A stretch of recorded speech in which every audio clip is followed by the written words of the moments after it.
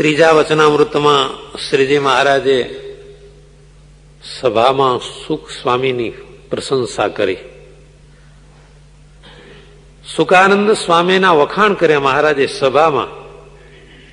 આ સુખ સ્વામી બહુ મોટા સાધુ છે અને જે દિવસથી આ સત્સંગમાં આવ્યા છે, અમારી પાસે રહ્યા છે, એ દિવસથી ચડતો ને ચડતો રંગ છે. એ મંદ પડતો નથી અને એ તો મુક્તાનંદ સ્વામી જેવા છે. આજે સુખાનંદ સ્વામીના મહારાજે વખાણ કર્યા. સભા બેઠી હોય એમાંથી કોઈ એક જણની પ્રશંસા થાય, એમાં બેની કસોટી થાય. જેના વખાણ થાય છે, જેની પ્રશંસા થાય, એનામાં નમ્રતા વધે. નહીં તો ઘણી વાર વખાણ થાય ને તો અભિમાન આવે અને પછી આપણે વખાણી ખીચડી જેવું થાય. અને બીજી વાત, જેના વખાણ થાય એ સિવાયના બીજાને લ્યો આ એક જ જણ ઇનામને પાત્ર, અમે કઈ નહીં. આવું કાયમ જીવા ખાચરને થતું. દાદા ખાચરના વખાણ થાય અને જીવા ખાચરને એમ થાય કે મારો ભત્રીજો એ ક્યાં એટલો હોશિયાર છે. એ 25 રૂપિયાની સેવા કરે છે તો હું 54 રૂપિયાની સેવા કરું છું, તો મારા વખાણ નહીં અને એમના વખાણ. સ્વામિનારાયણ ભગવાને સુખ સ્વામીની પ્રશંસા કરી. આમ જોઈએ તો સુખાનંદ સ્વામી સ્વામિનારાયણ ભગવાનના જાણે પર્સનલ સેક્રેટરી હોય એ રીતે સેવા આપતા. શ્રીજી મહારાજે હજારો પત્રો લખાવ્યા છે હરિભક્તો ઉપર. એનો એક નાનો સંગ્રહ વર્ષો પહેલા બહાર પડેલો. કેટલાય તો હાથમાં આવ્યા, ન આવ્યા, કેટલાય એનો નાશ થઈ ગયો હોય. પણ 90% પત્ર શ્રીજી મહારાજના સુખ સ્વામીએ લખેલા છે. મહારાજ પાસે બેસી અને મહારાજ જે આજ્ઞા કરે એ પ્રમાણે પત્ર લખી દેતા. સુખ સ્વામીની પ્રશંસા કરીને મહારાજ કહે છે કે મનુષ્યને પરસ્પર હેત થાય છે એ ગુણે કરીને થાય, અને અવગુણ આવે છે એ દોષે કરીને આવે છે. પણ સાવધાન, માણસની પ્રકૃતિ ક્યારે પણ ઓળખાતી નથી. આ ગુણિયલ માણસ છે કે આ દોષવાળો છે એ ખબર ન પડે. શ્રીજી મહારાજ બહુ સ્પષ્ટ ભાષામાં વાત કરે છે, કોઈને માઠું લાગી જાય એવી ભાષામાં. કોઈક મનુષ્ય તો બિલાડાની પેઠે હેઠું જોઈને ચાલતો હોય. કેટલું ભયંકર ઉદાહરણ છે. આપણે કોઈને આવું સંભળાવો તો ઓહો, આપણી દશા ઉંદર જેવી કરી નાખે. કોઈને તમે જો આવું કહો તો.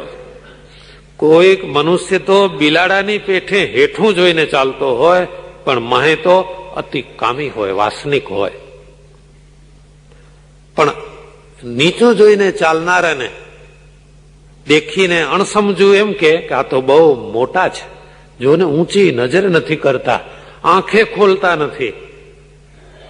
અને કોઈક ભક્ત એવો હોય, ફાટી દ્રષ્ટિએ ચાલતો હોય, એટલે આમ સીધું જોઈને ચાલ્યો જતો હોય. ત્યારે અણસમજણ વાળો એમ વિચારે કે જોને આ તો સાવ અસાધુ છે, પણ ખુલ્લી આંખે ચાલ્યો જનાર, ચારે બાજુ જોતો જનાર કદાચ હૈયામાં મહાન નિષ્કામી હોય. માટે શરીરની ઉપરની પ્રકૃતિ જોઈને કોઈ મનુષ્યની પરીક્ષા ન થાય. એટલે ઉપરની પ્રકૃતિ જોઈને કોઈને એકદમ ચુકાદો ન આપી દેવાય.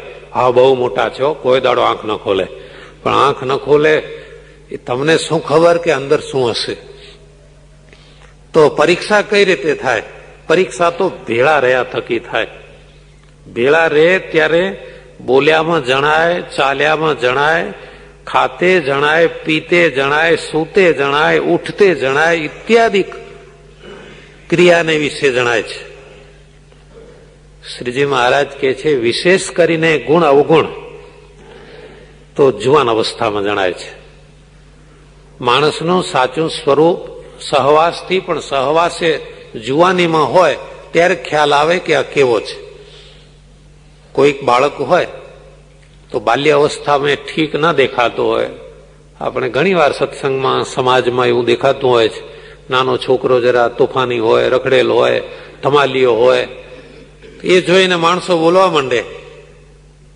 આ તો શું સત્સંગી થાય, આ કઈ ભગવાનનો ભક્ત થાય એવો નથી, આ તો મોટો ગુંડો થાય એવો છે, આ તો આવો છે. પણ એ જ બાળક જયારે જુવાન થાય ત્યારે એકદમ સુધરી જાય છે, સજ્જન બની જાય છે, ભગવાનનો ભક્ત બને છે, મા બાપનું કયું કરતો થઈ જાય છે, આડોશમાં પાડોશમાં એની સારામાં સારી છાપ બંધાય છે કે ભાઈ કઈ કામ હોય તો એને બોલાવો, એ કરી આવશે. તો બાળપણમાં ખરાબ દેખાતો હતો પણ જુવાનીમાં એકદમ સરસ થઈ જાય. તો કેટલાય બાલ્ય અવસ્થામાં સારા હોય, ઓહો આ તો પ્રહલાદજી જેવો છે, ઓ ભક્ત બહુ સારો છે, શું માળા ફેરવે છે, 17 તો કીર્તન મોઢે છે, 3 તો વચનામૃત મુખપાઠ છે. પણ જ્યાં જુવાની આવી નથી એ કોણ જાણે કેમ એના ચક્કર બદલાઈ ગયા નથી, જુદી દિશામાં ફરવા લાગી જાય છે.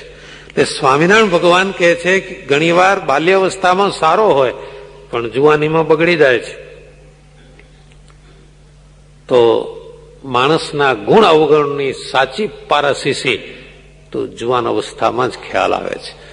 બાલપણામાં જે સ્વભાવ દેખાતા હોય એના ઉપર કઈ મદાર બહુ રાખી ન શકાય. શ્રીજી મહારાજ કહે છે ઘણી વખત બાળપણની પ્રકૃતિ પણ ભાગ ભજવી જાય છે. જે બાળપણમાં પ્રમાદી ન હોય અને બચપણમાંથી જ એને બહુ રમત ગમતનું મન ના થાય, બહુ બાળકોની ભાઈબંધાઈ એને ગમતી ન હોય, આવો કોઈક હોય એની વાત જુદી છે. અને મહારાજે પછી તો પોતાની વાત કરી કે જુઓ ને, અમે અમારા બચપણમાં એવી રીતે રહેતા કે અમને કોઈ દાડો તાન તોફાન બહુ ગમતા નહીં. અમે નાના હતા છતાં સભા સત્સંગ કથા વાર્તા એમાં બેસતા, અને જે સારો થવાનો હોય બચપણથી તો એને ખાવાનો શોખ ન હોય, જીવવાનો સ્વાદિયો ન હોય. સ્વામી કાર્તિકની પેઠે અમે બચપણમાંથી એવો વિચાર કરેલો કે આ શરીરમાં લોહી અને માંસ રહેવા નથી દેવું, તપશ્ચર્યા કરીને સૂકવી નાખવું છે. અમે ઘણા પ્રયત્ન કરીને આ શરીરને સૂકવી નાખ્યું. શ્રીજી મહારાજે વન વિચરણ દરમિયાન શરીરને એવું સૂકવ્યું કે દેહ માહી છે જેટલી નાડી, તે દેખાય છે સર્વે ઉઘાડી. શરીરની એક એક નસો અને નાડીઓ દેખાય, અને શરીરમાં કંઈ વાગે તો પાણીનું ટીપું નિસરે પણ લોહી નિસરે નહીં, એવું અમે શરીર કરી નાખ્યું હતું. એટલે આવી કોઈ પ્રકૃતિ હોય